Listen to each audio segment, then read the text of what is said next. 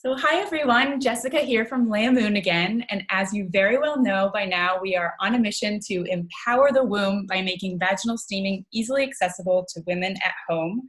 I'm so excited about today's guest, Dr. Jennifer Lang. Jennifer is trained in gynecology and oncology, is currently growing an international nonprofit setting of cancer prevention clinics globally. She is the author of The Whole 9 Months and also of Consent, A Teen's Guide to Healthy Sexual Relationships.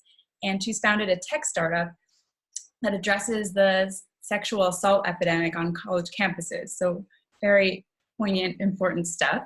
In addition to all of this, she's also the carrier of a bold female voice, which recently smacked me in the face when I read her open letter to fellow OBGYN Jen Gunter. And I should mention as well that Gunter became famous for bashing alternative healing modalities on her blogs and on her vlogs. So Jennifer's letter exposed her flawed perspective, if I may call it so myself. And if you're interested in seeing that, I posted a link to it on our Facebook page here. So with all that being said, welcome Dr. Jennifer Lang. Thank you for being here with us. My pleasure. Thanks for reaching out. I'm really excited to have the conversation and see where it goes. Same. So can you just start by telling us a bit about yourself, what your path has been to where you are now and what inspired you to go this route? Sure. I think I had a pretty traditional path into medicine. I did the whole pre-med track in my undergrad. I was at Smith College, a women's college. I actually majored in comparative literature with Spanish and English, so maybe that was a slightly different, perspective to take to be pre-med. But, just picked the track and went on it, right? So took the exams, got the scores I needed, and, found myself in medical school. I chose Albert Einstein College of Medicine in New York. I was a New Yorker for 8 years. And part of the reason I chose that actually was, and I was reminded of this last weekend when I met somebody who was involved in Physicians for Social Responsibility, which is an organization that actually accepted the Nobel Peace Prize in 1989 for its work on nuclear non-proliferation, education, information. And it was really, the thesis was that doctors, because of our role in healing and human health, need to also be activists on issues, larger issues that affect human health, like nuclear war, and gun safety, climate change. So I guess I always had, the understanding that my role in a physician was always going to be complementary to my role in as being a change agent in society. Towards greater human health and happiness. So let's see, med school.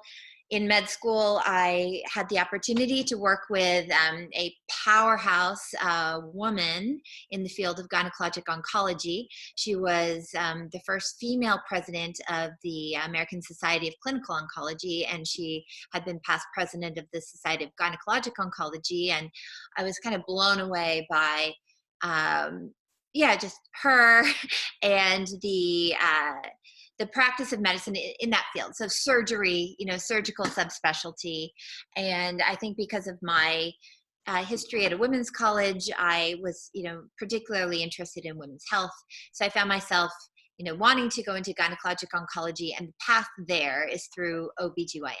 So residency, then in New York, then came out to LA for fellowship, and additional absurdly long number of years of training, and found myself in Los Angeles as a board certified OBGYN, fellowship trained gynecologic oncologist, going into practice in this big city, which is a very interesting city. There's a lot going on here, and Gwyneth Paltrow and Goop are just down the road. And so I'm surrounded by communities of people that are kind of looking at health and wellness in new ways, interesting ways.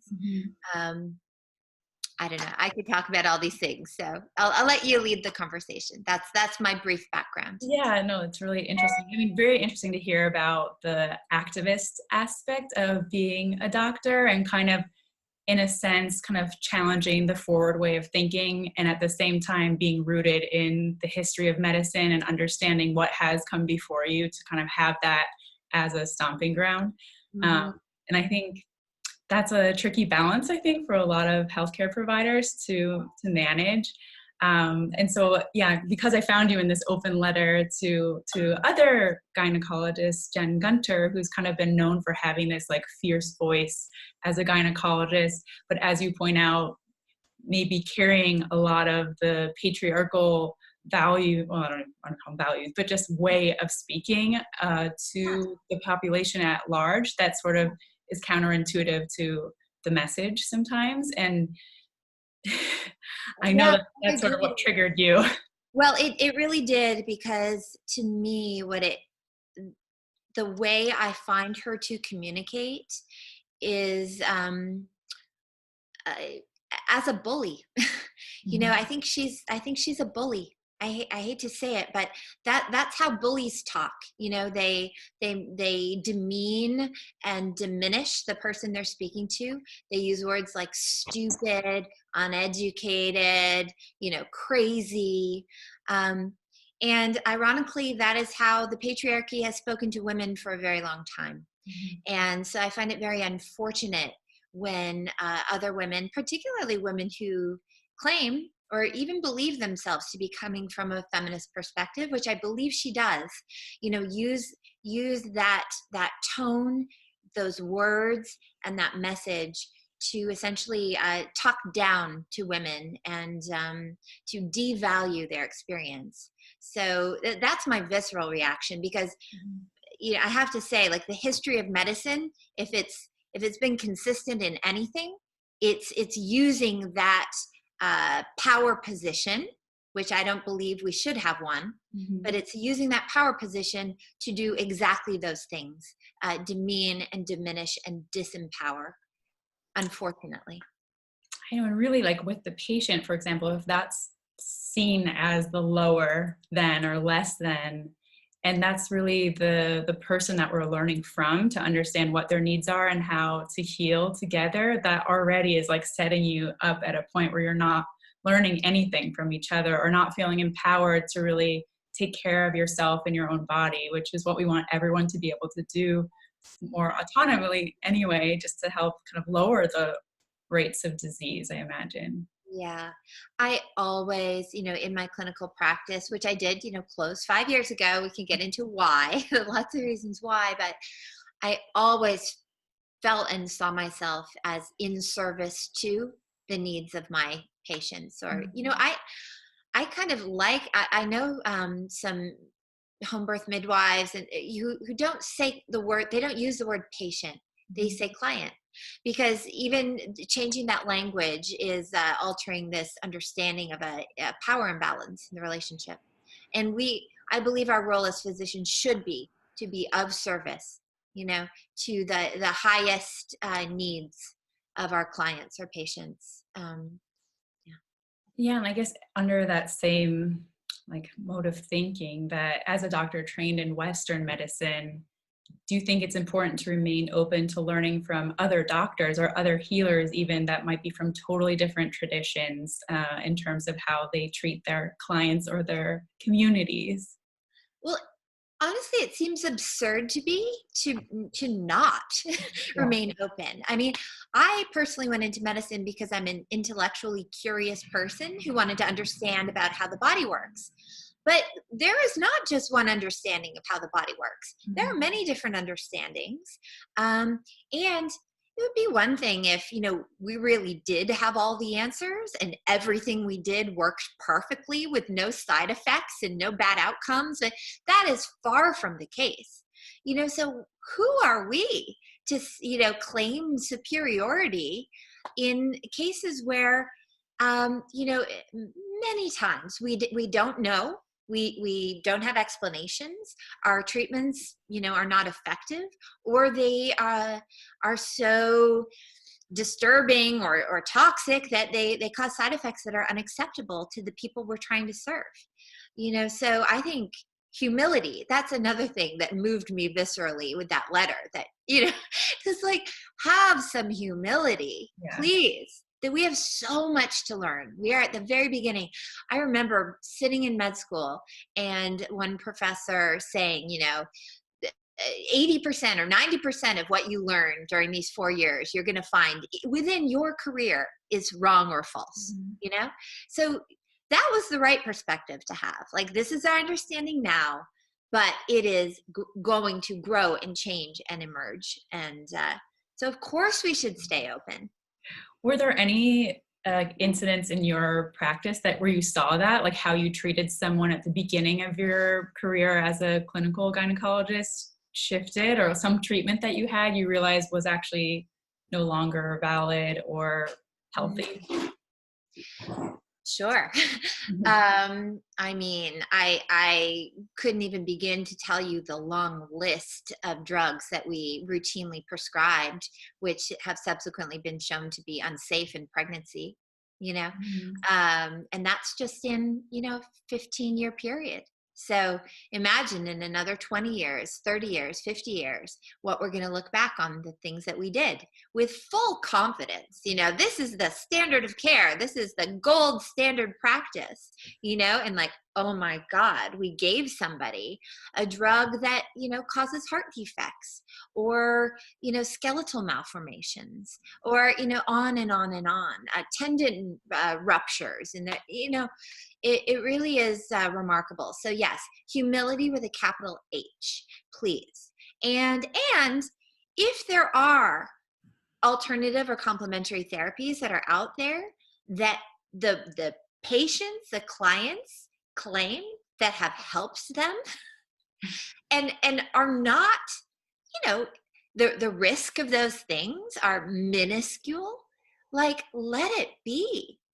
Our goal should be to help people feel their best, right? And if they're finding their best self, their best health in the care of a vaginal steamer, then great.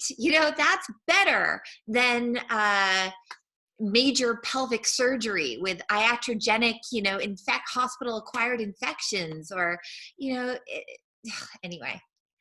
I feel a little bit passionate about this. You can tell. I love it. Yes, I'm so glad you're here for that exact reason, for sure. And I love that, of course, you segged into vaginal steaming, knowing that that is really what we at Leiamoon are all about over here. We're working on developing an innovative vaginal steam seat. But in our process of getting this product out in the world, we've heard like so many objections time and time again to the practice that also seem to come from more of a fear-based mentality, that it's almost threatening to the field of gynecology, that something so simple might be helping someone. And it's something very simple, something very non-invasive. And something that is part of several different traditions around the globe for, thousands of years. So that's interesting to me too, that there's all these different areas in the world that have adopted some form of this practice themselves without having, the communication span that we do now, to know that they were all sort of intuitively onto a similar practice, which I think is also interesting. Yes, just want to kind of insert my little perspective there. Just because something's been practiced for thousands of years doesn't make it right, doesn't make it good. Like female genital mutilation, also practiced widely. Horrible things have been done, and positive changes can happen. We can move forward. However, just because something isn't part of the Western, medicine's kind of toolbox doesn't immediately rule it out as having any benefit or efficacy or value either. So I think we need to keep an open mind, look at the risks, look at the benefits, listen to women, and, make a decision of what feels right for us, right? For sure. No, I definitely agree. That's a very good point, that, we're still always learning, and it's important to remain critical as well and kind of check in with, like, is this right for me or for the people around me? That being said, the people around you that, have tried vaginal steaming or do this regularly, what sort of feedback have you gotten, or questions that you've gotten, or information or intuition you have about it? Yeah. So I'm really lucky. And maybe it's, living in LA or just who I happen to attract into my life. But I have a truly extraordinary friend group of healers and particularly women's health practitioners, women's sexual health. I was invited years ago to speak on a panel about my nonprofit at UCLA, and it was in this for this organization called Sex Positive World. I met so many extraordinary people in that community that we've gone on to, refer patients to each other. I'm on actually. My friend Rahi Chun has a practice called Sexual Somatic Wholeness, and I, for several years, have been on his Council of Feminine Wisdom. He's brought together some women healers and practitioners from different modalities, and we meet seasonally to kind of give him our thoughts and insight and guidance in his practice, because he recognizes, he's a man, and but he's an example of somebody who is a certified, vaginal steamer, or what is it? Perineal hydrotherapist. Yeah. I get it. Yeah. And so talking about his experience with, clients who have been through every mainstream gynecologic treatment therapy that you would ever want to be a part of, including radical surgeries, radiation. I've consulted for him on patients that have had advanced cancers and really like gone completely numb because of the treatments. Now, as an oncologist, I would never say they should not have had those treatments. Those treatments are probably the reason they're alive, but living with complete perineal and clitoral numbness and vaginal numbness for the rest of your life is not good, no fun. And he has, through the gentle application of steam and herbs, herbal blends, he's described to me women just like sobbing tears. I feel something for the first time in years after 20 minutes sitting on the chair. So I listen to these things, and my God, like if the risks are low and the benefits are that high, I say yes, do it. Why not? Right? Very much so. And like in terms of risks, like are there any that you see? I mean, there's obvious ones that are always talked about in the media, like you could burn yourself, but of course you could burn yourself, lighting a match. So in my letter, I said, like, look to the epidemic of spilled coffee. If that's sure. Watch out, everyone. Lots of ways. Car rides. Yeah, and like anything, like cooking, like boiling water for pasta on your stove. Like you need to observe basic safety things, right? So, whether it's bringing the water to a certain temperature and then letting it sit for X number of minutes, making sure that the bottom of the chair is adequate distance from the liquid, so that, making sure the chair doesn't break, you don't fall down into the like basic common sense safety precautions.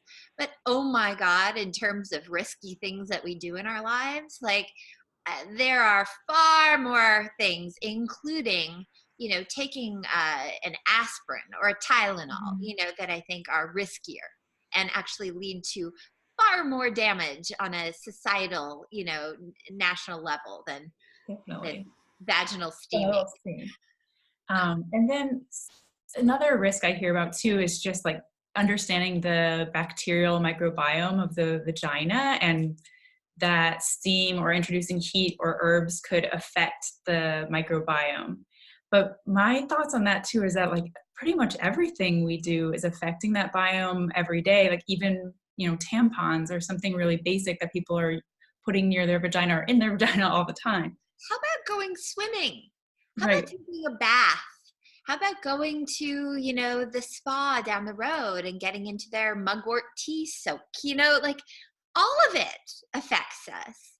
We are these kind of porous organisms, right, that are constantly meeting things in our environment, taking them in, pushing them out. Like that's just how we live our lives.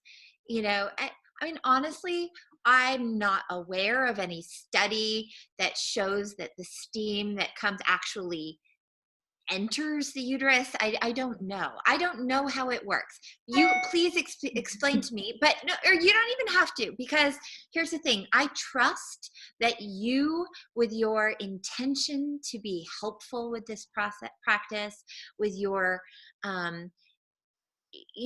genuine care and tenderness, listening to women, their, what's bothering them, what is the tool that you have developed to offer. Like, I trust that, right?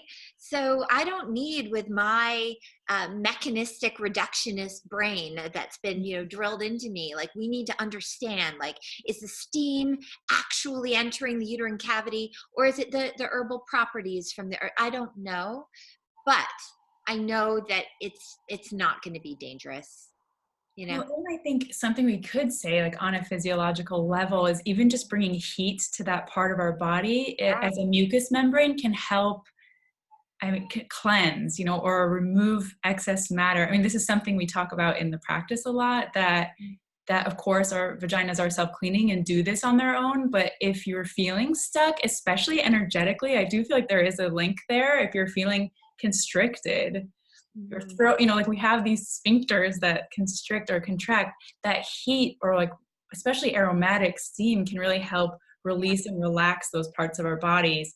And there may be physical things that are releasing and relaxing, but also the energetic parts of ourselves. Like even this woman that you're mentioning who had this cancer treatment to that part of her body, the heat, it could have just been that having that experience to treat that part of her body with such reverence and tenderness and care could be the very thing that she needed. I mean, it is still very mysterious on some level, but you're right. If ultimately it's helping people feel comfortable and open, which is like the most feminine you can be in their own bodies, then I think absolutely we should embrace it. Yeah. And, the mouth and the vagina have a lot in common, actually. Like, they're both slightly acidic. They should be, and just think about, like, sipping a warm cup of herbal tea, and the soothing of that act, the smells, and the way you feel the steam on your face, and the way you hold it in your hands, and the ritual and the relaxation. And I see them as somewhat similar practices. Oh, that makes a lot of sense too. And we don't talk about, like, what's happening when the hot water hits the mucous membranes of the mouth. Like, it's like, I think with that too, even like the pores on our face, like we have so many products out there that help cleanse what is a self-cleaning, tissue as well. But like, vaginas, we shouldn't treat it like it's its own no space really either. Right. It should be a place that we have more ritual around. Yes. Now, okay, so Jen Gunter, one of her beefs about this industry that talks about cleansing, right? And the reason that she thinks that is the patriarchy twisting our minds into seeing our bodies as dirty. Like, I just disagree with that. I mean, I'm not going to say that there hasn't been a horrible history of, women being taught that they need to douche with, like, diluted bleach, because that's a thing. You've heard of that. Like, that's a thing. And please don't put bleach in your vagina, and anyway, but totally different from what practitioners like yourself are talking about. And, when you talk about energetic cleansing, I think that's really important too. It's not like, you think that there's like mold and slime up there that needs to be like scraped out. Like, no, right? This is about a relaxing, right? Am I right? Please correct me, because I don't. Absolutely. Yeah, but like a relaxing, an opening, a bringing intention and focus to this part of our bodies, a dialing in to sensation, where we rush through our daily lives and we essentially just cut that part of our body off and we just don't think about it. We want our feminine hygiene products to, like, basically make any aspect of our bodies or femininity, like, go away, disappear. This is the opposite of that. This is bringing attention to it in a very beautiful way, I think. And yeah, cleansing, not in the sense of like, you are dirty, without this you need to be cleaned, but like, this is a beautiful gift you can give yourself that might feel really good, right? I would imagine if a woman said, oh, I was so uncomfortable during that steaming, like it really was so uncomfortable, didn't feel good, I bet you would say, doesn't seem like this is the right thing for you, right? Easy answer. Yeah. And in terms of like that mentality of bringing attention to this part of our body, as you know, in your practice, your former practice, Yeah. do you feel, or even just in the field of gynecology, that there's space for that concept, or is that part of the rhetoric now, that bringing attention to this part of our body versus bringing, certain drugs that mask that part of our body or what its natural functions are, that there is some sort of movement towards these more, I don't know, energetic concepts? Yeah. Well, I think you've just, in your language and the last couple sentences you said, identified the basic essential difference between a Western approach and more of an Eastern approach to looking at health healing in the body, right? So when you talk about taking a drug or doing a surgery to mask, that's really what we're doing, right? Mm-hmm. We are treating symptoms. Sometimes we're getting to one understanding of the root cause of disease. So say, the germ theory of disease, right? We say, oh, there's this germ, this bacteria, virus, or fungus that has, invaded our bodies, and we need to kill that in order to restore normality.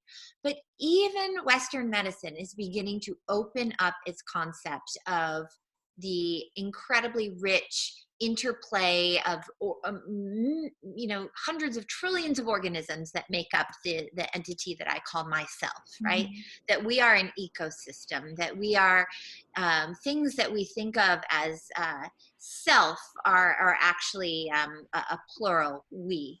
And starting to look at medicine that looks at the microbiome as the forest that either nurtures health or nurtures disease. And so we support the forest to keep the ecosystem healthy.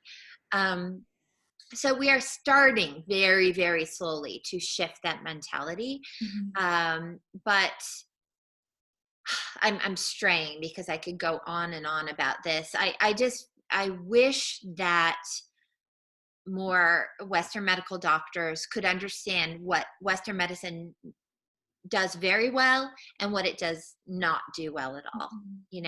And we're very good at acute medicine for physical trauma, car accidents, crushed bones, those kinds of things. We're even pretty good at cutting out things like cancer. What we're not good at is preventing the cancer from growing in the first place. Yeah. And what we're not good at is supporting the holistic health of the organism to prevent the onset of disease. That's just not been our focus. So in your current work, where you are setting up these clinics around the world, are you finding different, people that come to volunteer there have different ways of understanding cancer and where it comes? So I co-founded this organization with a radiation oncologist colleague of mine. We were working in a cancer center together. Let's see, our first clinic was in 2013, and I subsequently have passed on the leadership. So it is out there growing and thriving while I moved to writing the books and now my tech startup. So I have not been to Kenya or Ethiopia or Haiti recently, in the past 2 years. But I can tell you that, yes, I mean, we're setting up these clinics in parts of the world where in general women's health has not been a priority of governments or healthcare systems or infrastructure. And that's exactly why cervical cancer is so rampant, because it is a completely preventable disease if proper care and attention is given to women's bodies. so there, there is local, wisdom, but there's also a lot of women suffering unnecessarily. And so with these very simple tools that, we did a train the trainer model. Mm-hmm. So we're empowering local, community health workers, doctors, and nurses with the skills for how to recognize pre-invasive cervical cancer lesions and treat them with a single visit. So with a 90% cure rate at preventing cancer. So it's a remarkable model that we've packaged in a way that it has grown rapidly. And there are over 90 clinics in 9 countries now globally.